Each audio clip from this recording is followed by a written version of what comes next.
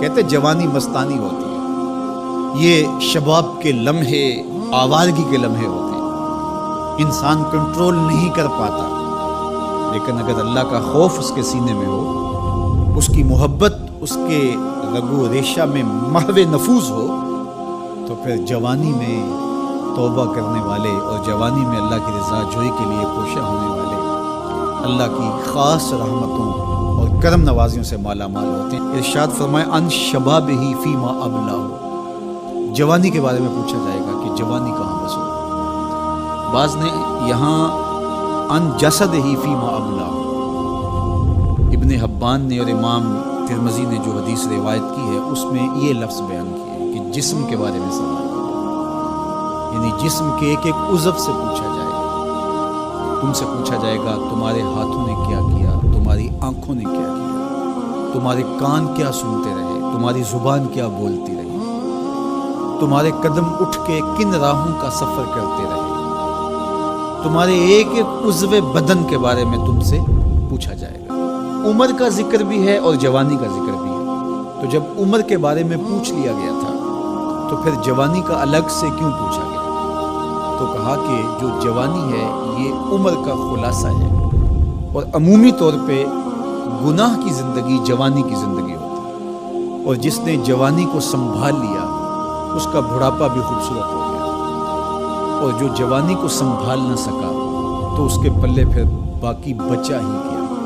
اسی لیے ایک روایت میں آتا ہے ان اللہ یحب الشاب التائب، اللہ تعالیٰ جل شانہ توبہ کرنے والے جوان سے بہت زیادہ محبت فرماتا ہے۔ نوجوان شخص جب توبہ کرتا ہے خوشی سے اللہ کا عرش بھی جھومنے لگتا ہے، فرشتے بھی آفریں آفریں کرنے لگتے ہیں، یہ کون شخص ہے؟ تو جوانی کی توبہ اللہ کو بہت محبوب ہے۔ اسی لیے ارشاد فرمایا گیا کہ وَشَابٌ نَشَأَ فِي عِبَادَةِ اللَّهِ، وہ جوان جس کی جوانی اللہ کی عبادت میں گزرتی ہے،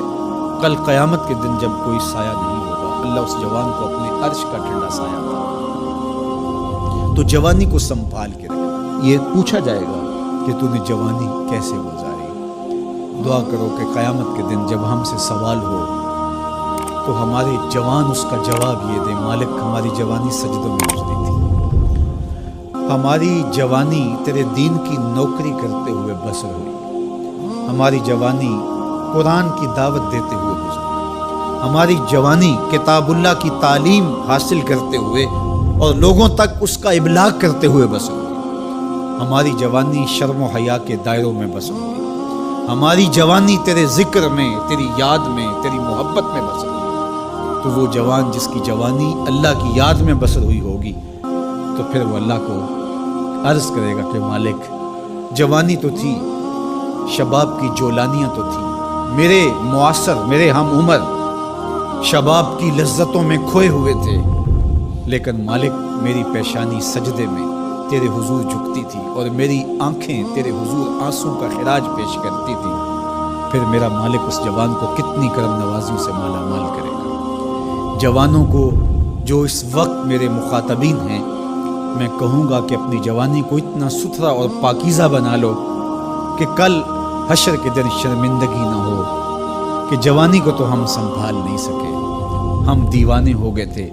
ہماری خواہشات بے قابو ہو گئی تھی، ہم اپنی عصمت کے جوہر کو محفوظ نہ رکھ پائے،